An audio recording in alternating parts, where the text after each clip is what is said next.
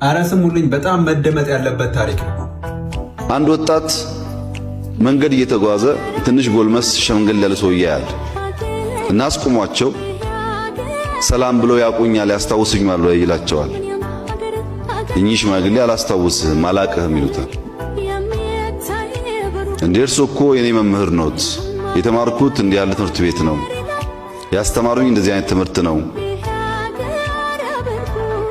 አያስታውስኝም ወይ አላቸው። አላስታውስህም። አሁን አንተ ምን ትሰራለህ አሉት። እኔም መምህር ሆኛለሁ አላቸው። እንዴት መምህር ሆንክ? በእርሶ ምክንያት እርሶን አይቼ እርሶን ለመሆን መምህር ሆንኩ። እርሶ ግን አያስታውሱኝም። እስቲ አስታውሰኝ፣ እንዴት ነበረ? የት ነበረ ማስታውስ ማቀህ ብሎ ጠየቁት። በአንድ ወቅት እኛ ክላስ ውስጥ እኔ አቅራቢያ የሚቀመጥ ልጅ አዲስ ሰዓት ገዝቶ ይመጣል። ያው እሱም ልጅ ስለሆነ አዲስ መሆኑን ለማሳየት እና ሊያስቀናን እየሞከረ እኔ በጣም ቀናው። በሰዓቱ ልገዛ የምችልበትም እድል አልነበረኝም እና ሰዓቱን ሰረኩበት። ሰዓቱን ስሰርቅ ልጁ አላግባብ ጮኸ፣ አለቀሰ፣ ክላስ ረበሸ። እርሶም ይህንን ሰዓት የወሰደ ሰው ይመልስልህ ብሎ ጠየቁ። ሁላችንም ዝም አልን። የሚመልስ ጠፋ። ሁሉም አላየሁም አለ።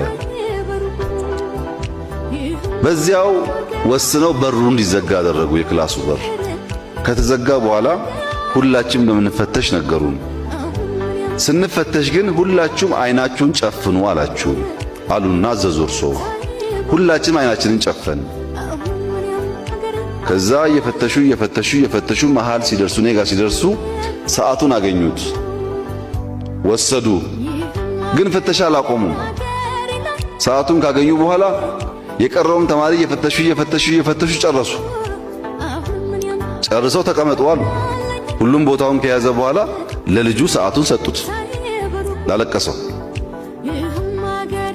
ይሄ የሰረቀው ልጅ ካሁን ስሜን ያነሳሉ፣ ካሁን ይናገሩብኛል፣ ተዋረድኩ፣ አለቀልኝ፣ መጨረሻው ዛሬ ነው፣ ከእንግዲህ በኋላ እንዴት ትምህርት ቤት እመጣለሁ? ልማርም አልችልም፣ ጓደኞቼን ላያቸውም አልችልም፣ ተበላሸ ሕይወቴ ብዬ ስጨነቅ እርሶ ስሜን ሳያነሱት ስሜን ሳይናገሩ ሰዓቱን ብቻ መልሰው ዝም አሉ። ስለታደጉኝ ስላዳኑኝና እንድማር ስላደረጉኝ